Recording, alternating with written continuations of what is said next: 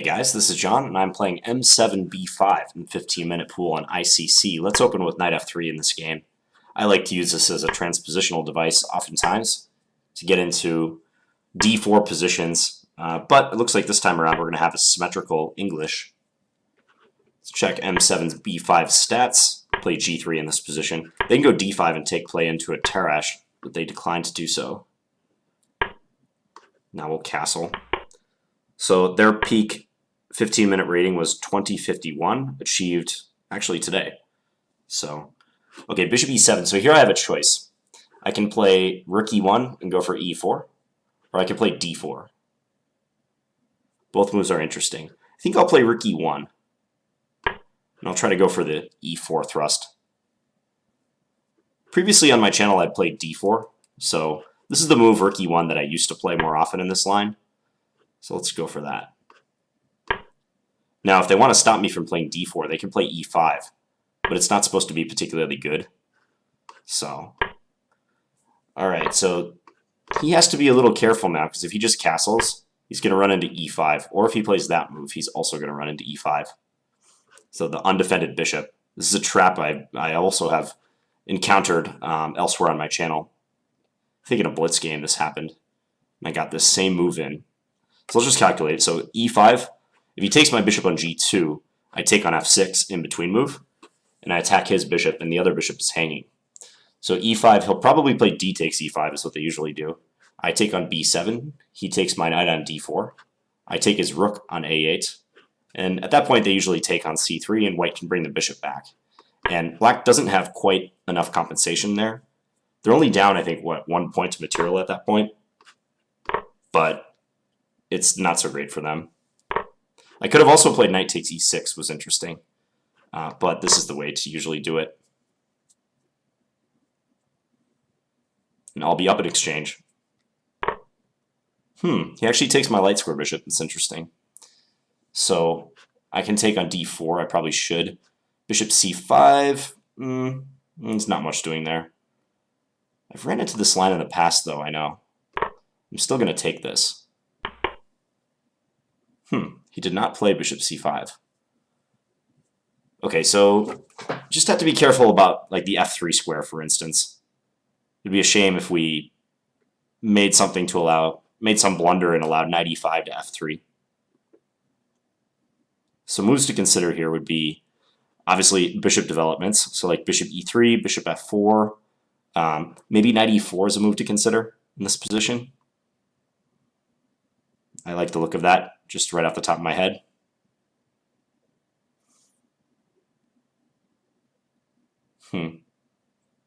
Bishop f4 also looks plenty good, though.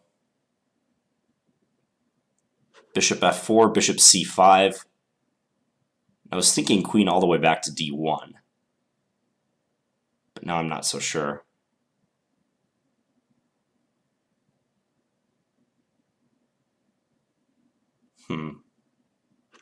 Knight e4, I fear he might not take it, though, is the only thing.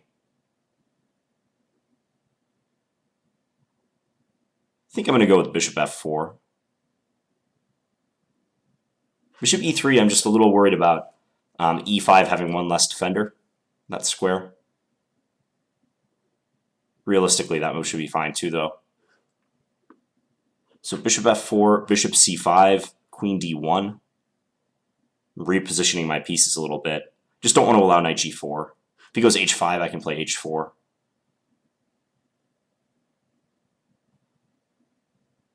Yeah, this should be okay. Okay, let's go bishop f4. I'm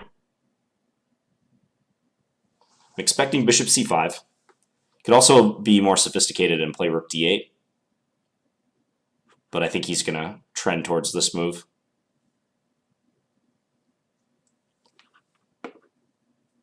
Black has to be very precise with their move order earlier on. After the game, I'll show you how black can avoid this from happening.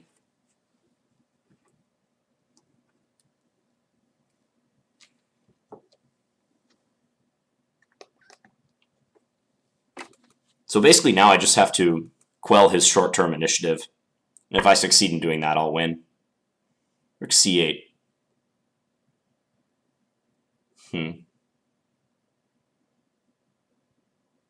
Well, now I can play bishop d6, but that would lose a pawn. He takes and then takes on c4. So I'm not thrilled about that. Could play knight e4. That move looks pretty good. Could also just play rook a d1. Maybe simplest of all. Rook a d1, bishop c5. If queen d2, knight g4, I have knight e4. No problem there. Okay, so let's do this.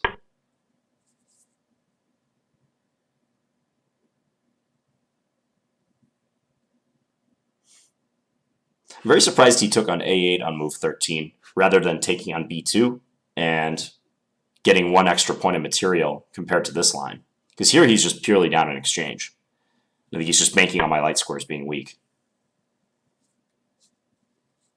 Okay, so queen c6. Yeah, he might just be trying to win that pawn on c4. So if I play b3, I guess he's arguing that he has b5. I did notice that I might have knight d5 somewhere. Even right now, potentially. Also knight e4. Like knight e4 again is just a good move in this position. So let's say I play knight e4, and he takes on c4. I take f6, he takes with his knight. I take... Yeah, I can trade and then play rook c1. I've given back 1 point to material, but I've simplified the position a lot.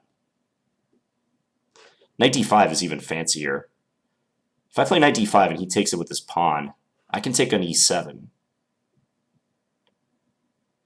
It's a kind of a cool line.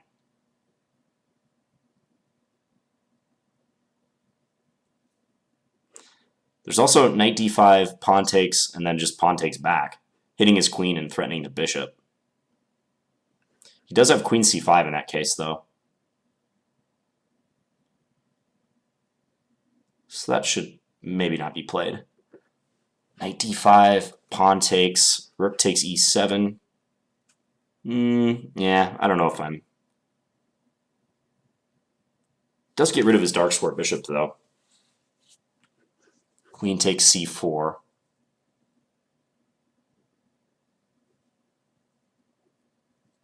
Queen takes, rook takes. That position is very good, though. That should be winning pretty easily.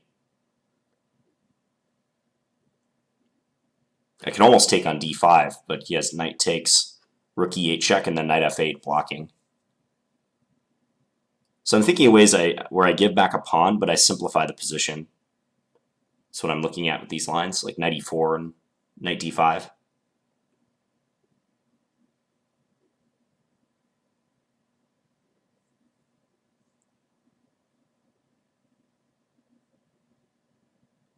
I think I trust knight e4 a little bit more. Just looks like a better move.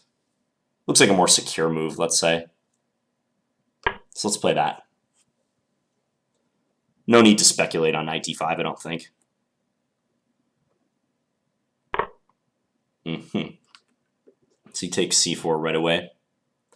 Now I was going to take on f6, so I'll probably do that. He'll take with his knight. Check. Yeah, and I can even take on b6 now if I want. That just might be good. But taking on c4 was my original intention. I think that's also very good. If I take c4, he takes with the rook, rook c1. Rook takes, threatening the check. So let's say he plays h6. Yeah, I'm just getting at all his queenside pawns, aren't I? The other thing is his knight can come to d5 and be pesky.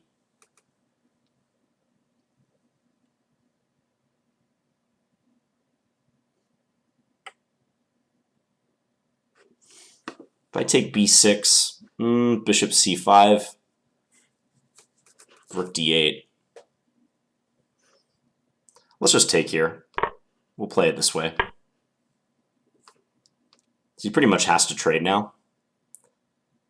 And I think even with him getting his knight to d5, the endgame is going to be losing. Like one line I see now is after the trade h6, I give a check on c8. King h7, I have rook c7. But then he has that knight d5 move again. So my idea was to try to get the bishop to move and then take on f7. All right, so this is going to maybe take a little technique just to win the position, basically.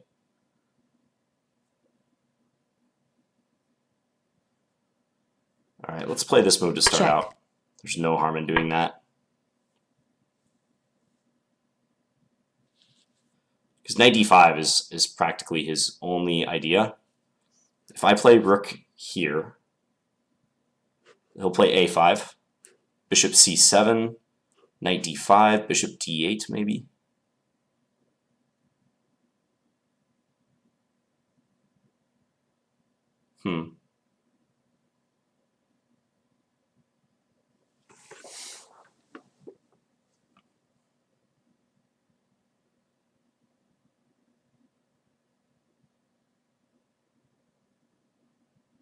The knight is annoying on that square, but we'll find a way around it. Rook c6, knight d5, bishop e3. What's with that line? Can play bishop d8 then.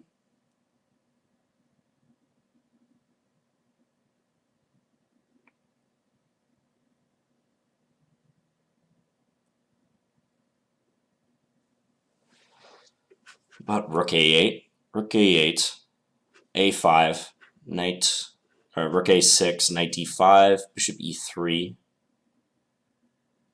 bishop d8 again.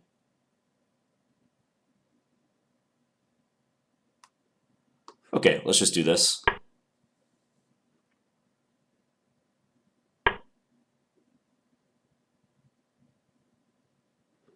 Now let's go here. Wow, he takes it. Okay.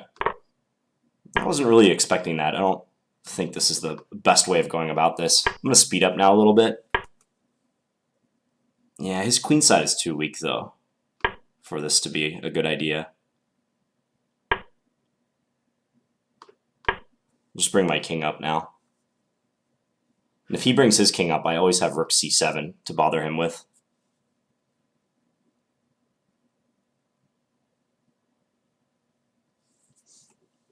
Now I can come in and try to sacrifice the exchange at some point and try to win.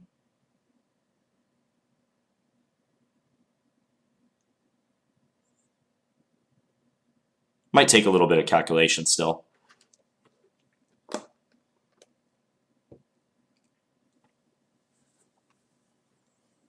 He has to figure out what to do with his king and kingside pawns. Because again, he can't easily introduce his own king. I should probably get these pawns off of dark squares just so later, if I play e4 or something, he can't exploit that.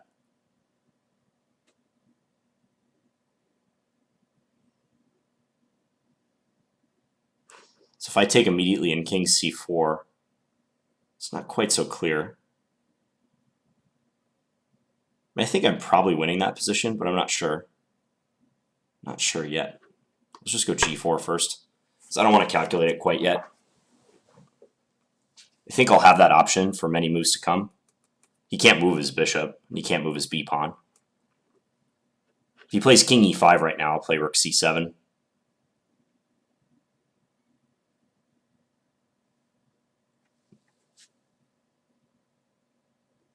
So I'm just going to go g4 and then h3 and then decide what to do. Before I take on c5, I might want to play a4 just to get a little bit closer to promotion.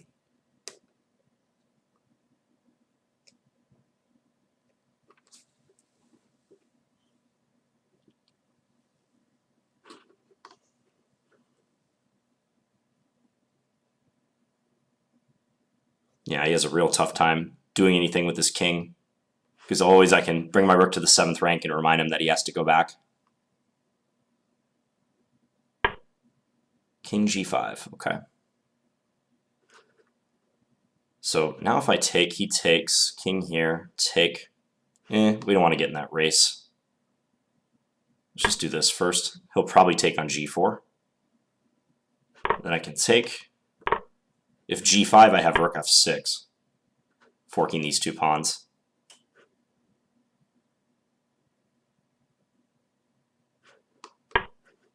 He'll probably play h5 just to drum up something, or try to.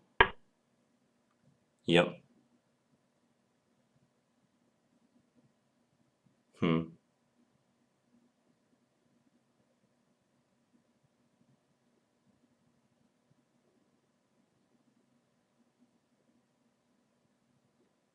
So now if I play rook e5, what's he going to do? I think that's an accurate move. Attacking his pawn. He can't defend it with his bishop, so that's annoying. So he might have to move his king back.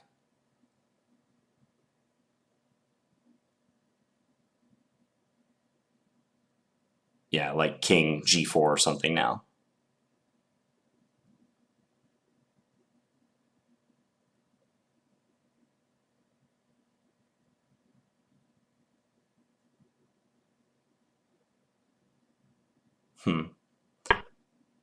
Just going to do it this way. Okay.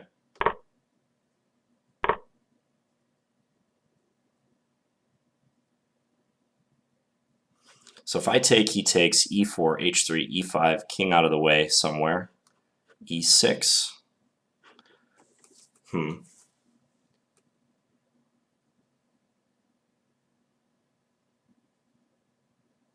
Yeah, I don't want to do that. Just trying to figure out the best way to stop him.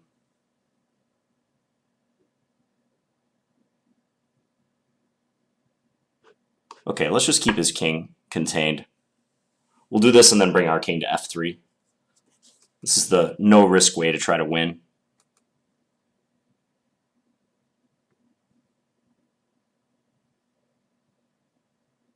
So I'll bring my king over to f3 and then push the pawn.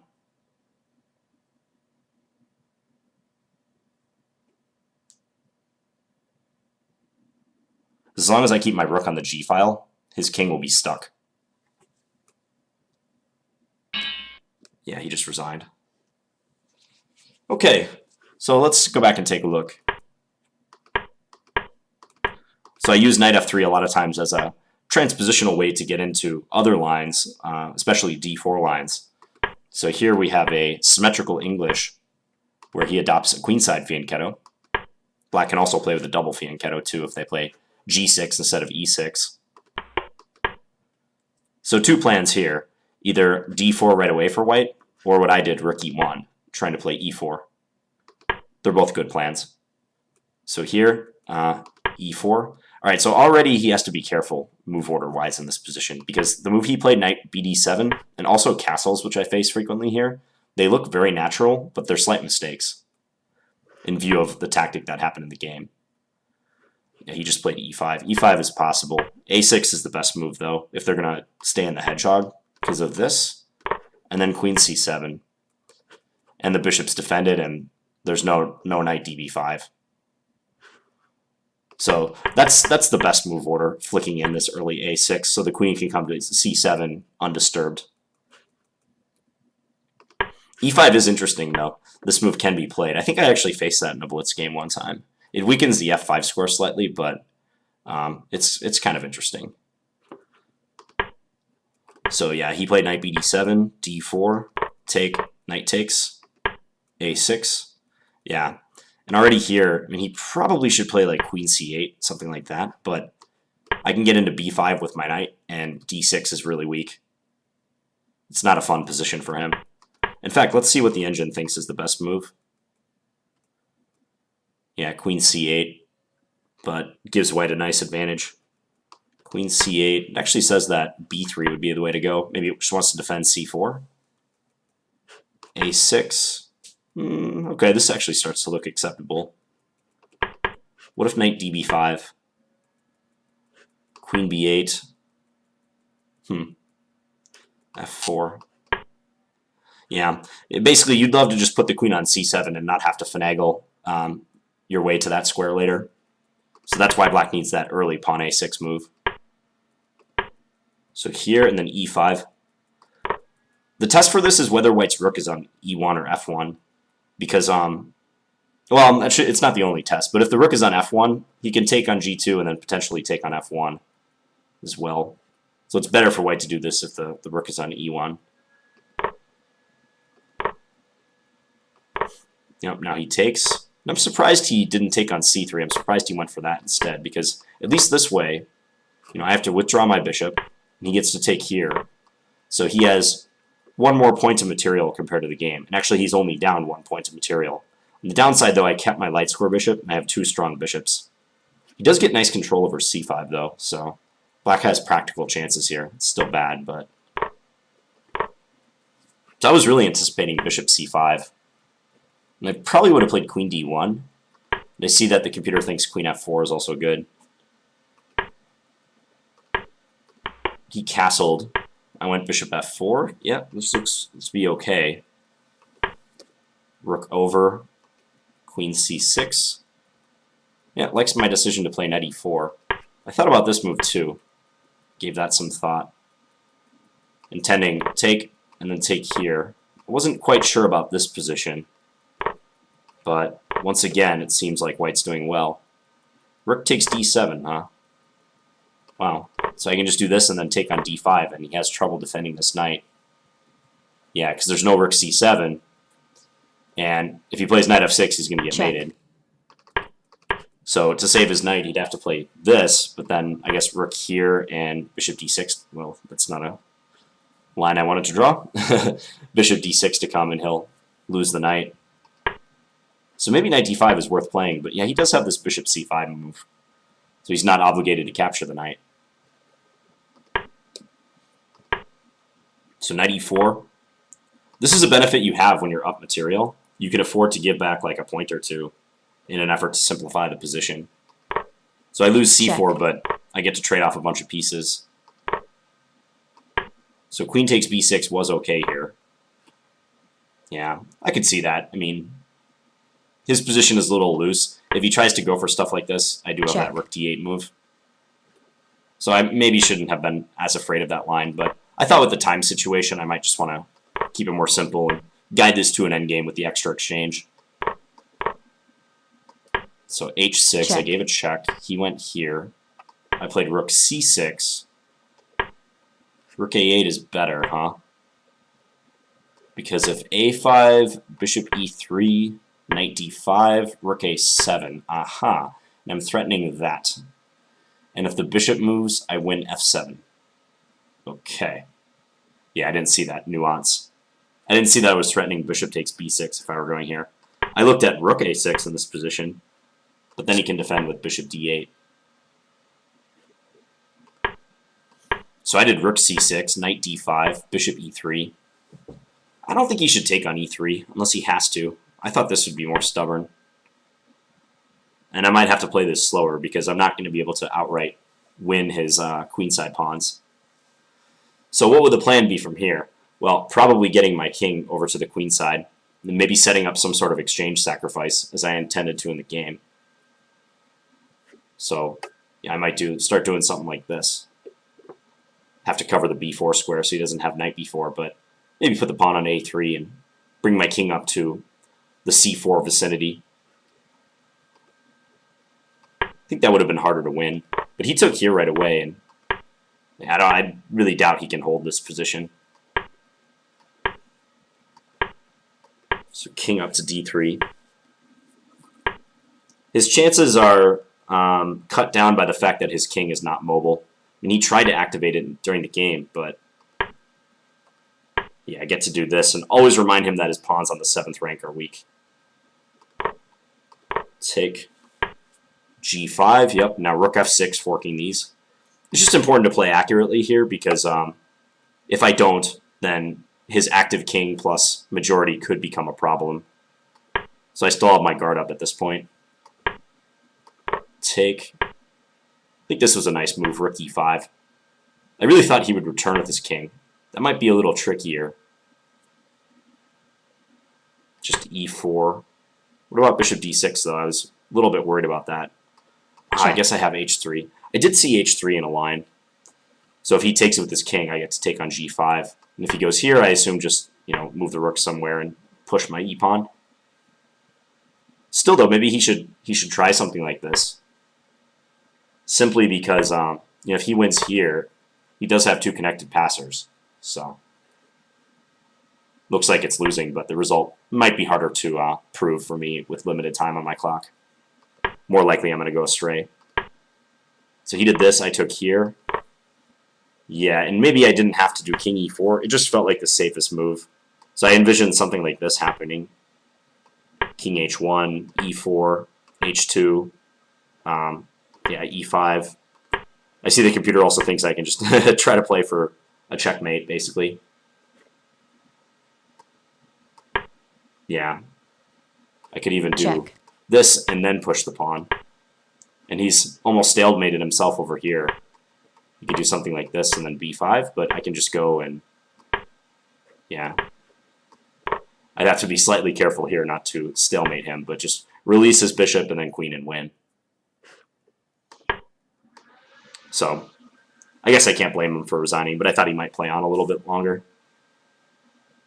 One other thing I wanted to check, let me turn off the engine for this. So, right about here, yeah, I was on this move exactly. I was trying to quickly calculate whether I could take on c5, b takes c5, and then go here, and win the resulting pawn endgame. So let's do a little calculation practice from this position. So let me get rid of these arrows. So if we take on c5, let's figure out how fast we can queen and how fast black can queen. Okay, so first I'll count my moves. I think it's easier to do this, first white and then black, or vice versa. So I take c5, he must take back, and then, so I have king c4, king takes c5, b4, that's 3. He takes, I take, that's 4. And then to queen we have 5, 6, 7, 8, 9. So 9 tempos from the time I take on c5 to queen. And for him in the position after rook takes c5, b takes c5, king c4, how many does he need to queen? Let's say king e5 is 1, king e4 is 2, king takes e3 is 3, e5 is 4, e4 is 5, king moves somewhere, that's 6, and then pawn push is 7, pawn push again to e2 is 8, queen is 9. So it appears that we would be queening at the same time if that happens. And I would have the move, but I don't think I'm winning that position. Let's verify now. So take, king c4. Now these lines assume that like we weren't going to interfere with each other promoting, which I think makes sense because both sides have to be pretty single-minded here. I think the fastest way is for white to play b4. Because if I go king b5 and then take, it's a little bit longer. b4 just force a pass pawn right away. Because if they go past, I'm playing b5 and I'm winning. So b4 they take, king takes, a4, e5, a5, e4, a6, king moves somewhere. Did I miscount? Actually did miscount. Yeah, we could get this position, which should be just a win for white. Unless, yeah, this is going to be a, well, white's own king kind of gets in the way a little bit. Not bad though. Here, yeah, especially since I can threaten to take that with check. Yeah, this will be a win. Like if king f1, take here. Check. This will be winning for white. How did I miscount that? So rook takes c5, take here.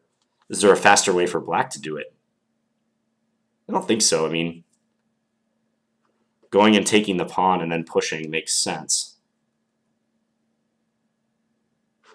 Okay, I'm just going to verify with the engine.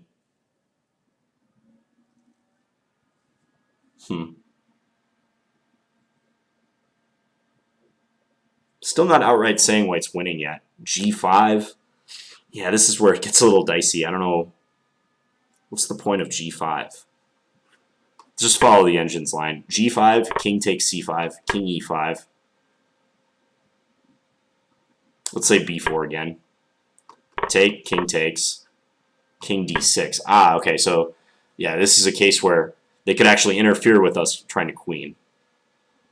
We still should be winning based on our far advanced pawn. Yeah, I think that line is winning. And again, if black goes right for the pawn, I'm one tempo faster than them. Or in this case, I'm a couple tempos faster. So does that mean that rook takes c5 is winning? And then king c4. Because pawn endings, if you have the time to calculate them, you're usually able to determine whether it's a win or a draw. You know, and you can, if you calculate well, figure that out to a high degree of certainty. I wish I had more time to work this out during the game, but it kind of looks like it should be a win. f5, I guess I'll follow this engine line now. King e4, king takes a5, king takes e3, b4, g5. Okay, so here's a new way to get a passed pawn. Ah, okay, so here's a line where we do actually queen at the same time. I was worried something like this might happen. I didn't see g5 though. Yeah, long story short, if you have the time, you know, you would want to look at a move like rook takes c5. With 5 minutes on my clock, I didn't want to risk it. I mean, maybe it's worth spending like 30 seconds trying to figure out what to do, but ultimately I just made a more practical move, g4. Yeah, and you saw what happened, the rest here. So one final question is, like, if he just waited now, let's say he just plays like king g6, how would we win? Well, first thing I was going to do is play h3, just to get this pawn off a dark square. In the past, I've said that, you know, you don't necessarily want to put your pawns on the opposite color of your opponent's bishop when you're trying to play for a win, because that means that you're giving that bishop more scope. But I'm anticipating later, like, he might be able to use his bishop to go attack these pawns. So I think it's a decent precaution. So let's say he just waits. I think a4 would be a good move. Let's say he waits again. And, oh, that's interesting. b4 is kind of a cute move. But I was thinking maybe eventually something like, let's say e4, king here. It's similar to the game. It's similar to what we were just calculating, though, if I ever sack the exchange.